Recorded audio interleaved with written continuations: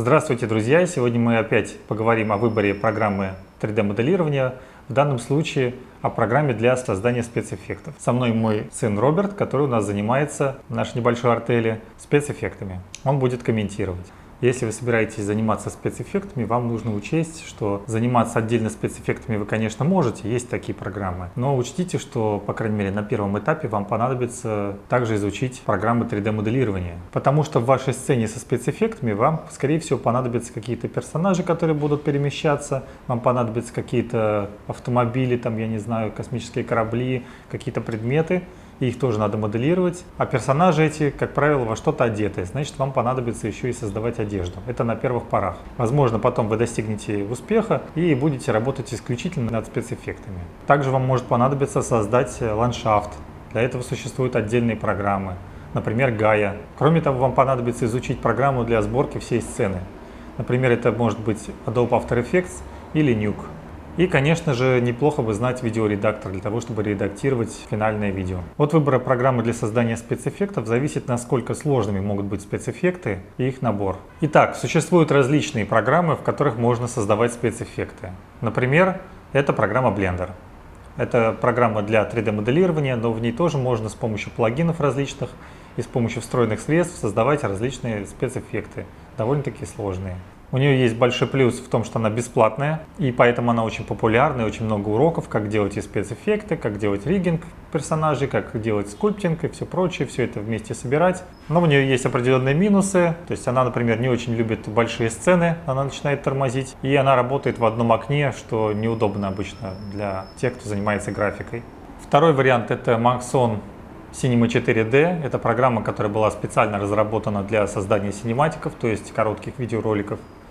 В ней очень много сделано для того, чтобы сделать качественную анимацию. У них есть свой рендер-движок Redshift, с помощью которого вы можете делать потрясающие спецэффекты. Этот рендер-движок работает на GPU, то есть на видеокарте, поэтому, в принципе, рендер происходит довольно быстро.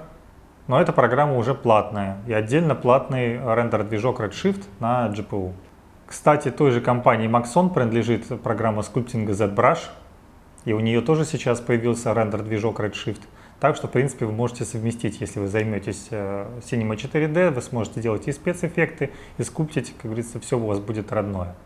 Третий вариант — это программа большой пакет Maya, которая предназначена в основном для 3D-моделирования и анимации. В ней очень хорошо реализована анимация, собственно, она для этого и сделана. Делает ее компания Autodesk, большая компания, так что там моделирование прекрасно реализовано, анимация тоже. Спецэффекты послабже с помощью разных плагинов. Четвертый вариант — это 3D Studio Max, тоже от компании Autodesk. Это большой пакет, который в основном сейчас используется для архитектурной визуализации, но на самом деле в нем можно делать персонажей, можно и нужно. Единственное, что у него слабое место — это анимация. Мало уроков, и она не такая удобная, как, например, в той же Maya или в Blender. Зато в программе 3D Max существует отдельно плагин мощный T-Flow, с помощью которого можно делать очень красивые спецэффекты. И он существует только для 3D Max. 3D Max работает на движке Corona или V-Ray. V-Ray он имеет сейчас ускорение на GPU, то есть на видеокарте. Для 3D Max также существуют программы FumeFX, которые генерируют огонь и дым и взрывы. И также существует плагин для 3D Max Phoenix FD, в котором тоже можно сделать очень красивую воду и также взрывы, огонь. Для разрушений также в 3D Max существует плагин Rayfire, который позволяет красиво разрушать разные постройки. Отдельным пунктом существует программа Houdini, которая не предполагает 3D-моделирование, но в ней можно реализовать практически все спецэффекты, которые вы можете придумать. Все что угодно. Генеративная топология, там все что хочешь.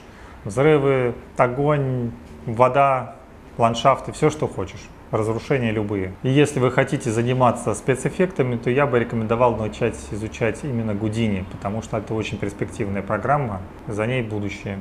У нее немножечко, может быть, для начинающего сложная система нодов, но вот мой 10-летний ребенок ее прекрасно освоил. Рендер-движок у Houdini — это Karma, который в частности работает и на GPU.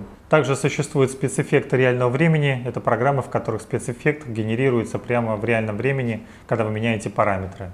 Эти программы, например, Embergen, Liquigen и GeoGen.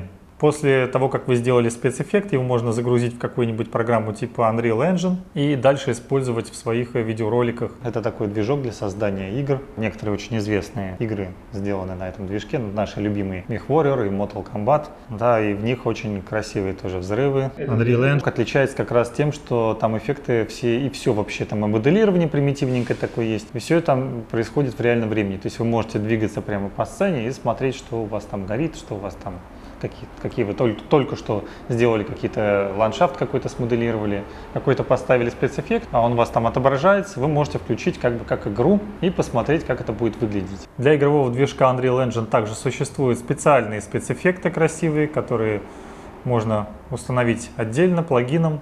Это, например, Fluid Flux. Вот, и у него есть стандартные свои спецэффекты Niagara, которые довольно-таки простые. Или импортировать из вот этих вот других программ.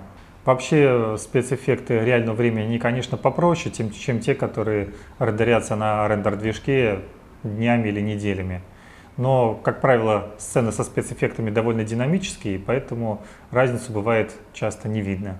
Поэтому спецэффекты реального времени тоже имеют хорошие перспективы.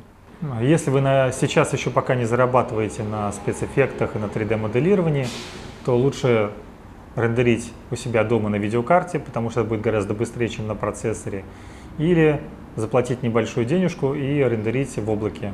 Есть такие услуги, потому что спецэффекты, конечно же, занимают много ресурсов компьютера.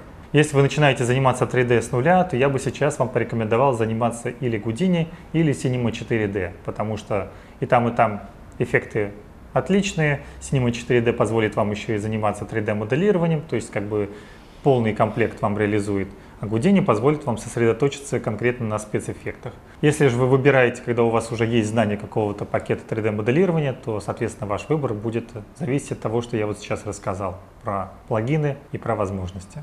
Какие, как ты считаешь, плюсы и минусы вот у того, чтобы плагины использовать под разные программы? Потому что есть и под другие программы, есть под Blender, например, систему частиц, там тоже можно создавать спецэффекты. И в сравнении с программами типа Houdini, например, которые специально сделаны для спецэффектов, плюсы и минусы какие у них? Основная, конечно, проблема плагинов – это то, что когда вы включаете плагин и загружаете программу, она грузится дольше, она постоянно держит этот плагин в памяти.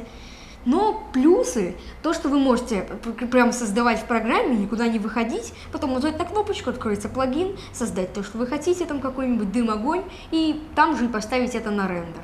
Ну и плюс еще есть такой момент совместимости этих плагинов, потому что каждый плагин разрабатывается своей компанией.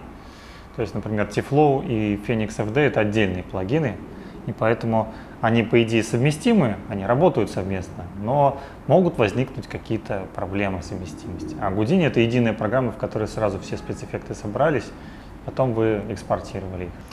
А программы типа Houdini, отдельные программы, которые не как плагин, в них вы загружаете модель, которую вы где-то сделали, это минус. То, что вы не можете там создавать какую-то сложную модель, там, конечно, есть моделирование, но не очень сложное.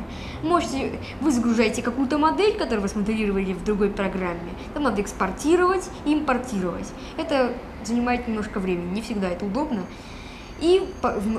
Но плюс, то, что Houdini грузится, это легкая программа, грузится она быстро, гораздо проще, чем плагин она. И работает она на системе нодов, как и плагин T-Flow под 3D Max. То есть есть отдельные узлы, которые соединяются такими волокнами, волосками и определяют те процессы, которые будут происходить параметрически. То есть подключаете новый узел, этот новый узел может изменить весь эффект, который у вас запланирован, который вы продумали. Надеюсь, это видео вам пригодится. Вы выберете для себя подходящую программу. С вами был Дмитрий Евтефеев и мой сын Роберт Евтефеев. Пока-пока. Всем пока.